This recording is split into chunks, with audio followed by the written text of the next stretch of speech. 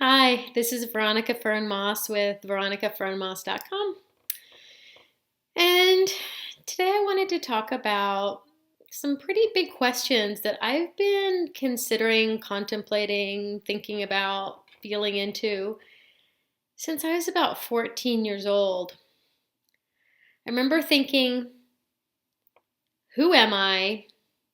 What am I doing here?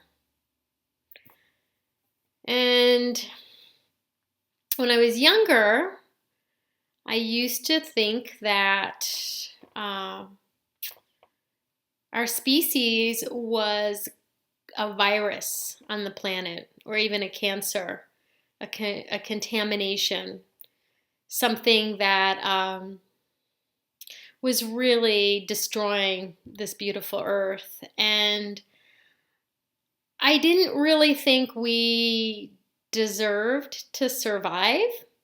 I felt like this was all this evolutionary experiment, and that our species just basically had shown itself to not really have what it takes to deserve to continue living, and that we would eventually kill ourselves off, and that was pretty much the way it was supposed to be, because we weren't really responsible enough or conscious enough or whatever to figure out how to live harmoniously on this planet. And so that was the way it was going to go. And I was a pretty active environmentalist, and just didn't really have a good feeling about our species. I was kind of almost embarrassed or ashamed to be a human. Kind of that same feeling of when, if you've ever traveled abroad and you don't really want to admit that you're an American, because our politics are usually not reflective of how we feel we are or how we want to be represented as a human being, and so you don't want to associate with that. And that's kind of how I felt about my whole species, of like, wow, I just don't really feel like us humans are that awesome. And then, wow, I can't even say how the transformation happened. It's been gradual, that's for sure. It's taken decades. But now I have this whole other perspective on our species. While what I just said is still kind of true, we're still that part of us that is unconscious. And I say that part of us, that part of me, because there's what I realize is that there's no separation.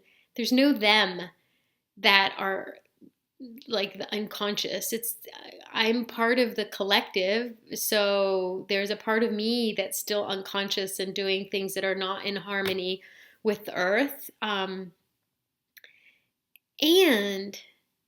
there's also a part of me that is absolutely deeply connected and has this profound love affair with the earth and with nature.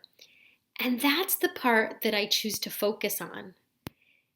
And that's what's totally shifted my perspective on our entire species. So now I feel like who I am and what I'm here for, and who we are and what we're here for, is completely different than what I thought years back. What I feel now is that we are actually this magnificent species. I never thought I would say that. I never in my 20s thought that I would think that we as humans are magnificent. And we are. I really, really believe it. I feel like we are the species that is conscious of consciousness, that we are consciousness in these bodies, and that we get to, I believe that we not just get to, but that we are designed to appreciate creation, to see the beauty in creation, and that makes us magnificent, that we get to be the ones, like, for example, if you're an artist, a poet, a writer, a singer, and you create something that is from your soul, that if it's not shared, if there's not somebody to enjoy or experience what you are creating, it's almost like it hasn't really, it hasn't met its full potential, or it hasn't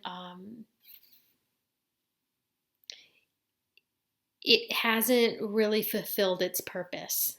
If you create something and then you just store it away for nobody to ever see, it's as if that's only half of the formula or half of the design. And then when it's shared and appreciated by somebody and it touches another person's soul, that's when it comes full circle. And that's when you feel fulfilled as an artist. Part of the fulfillment comes in your creation, and another part of your fulfillment comes in when you touch, when your work, because it's not even yours, right?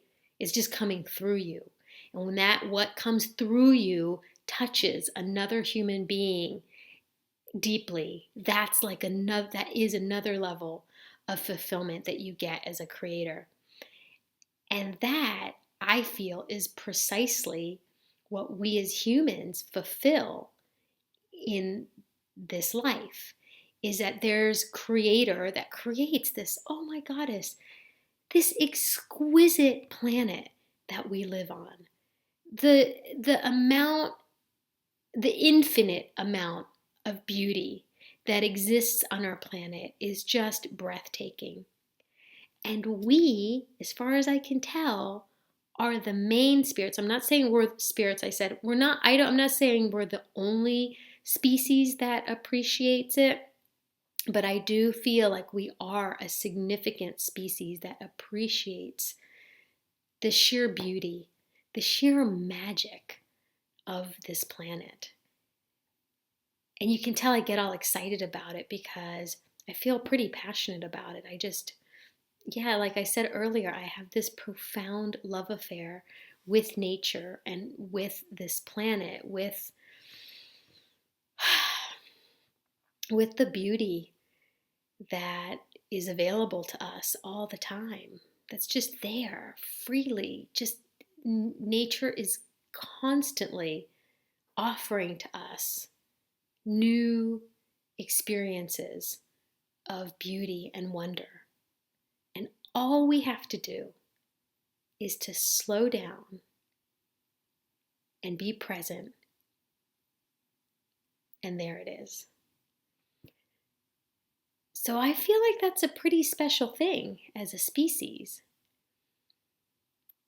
And it also seems that, as simple as that is, that a lot of us have forgotten that that's one of our main purposes in life, is to simply enjoy the beauty that's all around us, that's also within us.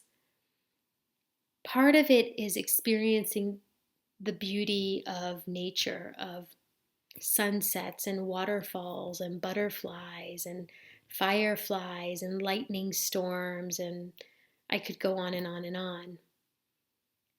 And the other aspect that I feel like we're here to savor is the exquisite beauty that we experience within ourselves, of that feeling of love and appreciation and wonder and gratitude, of simply being human. I'm thinking about last Thanksgiving, which was recently, and I had my 5-year-old niece resting. She was just laying down on me.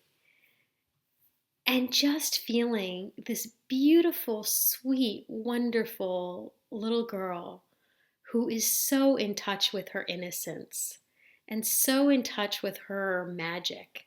And just to have her laying down on me, completely at ease, completely in her element, just feeling that connection was so sweet and so fulfilling and so simple.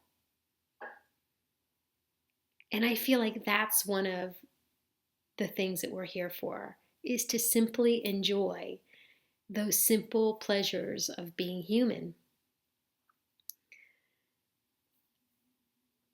And that's what I'm here to remember. That's what I am remembering.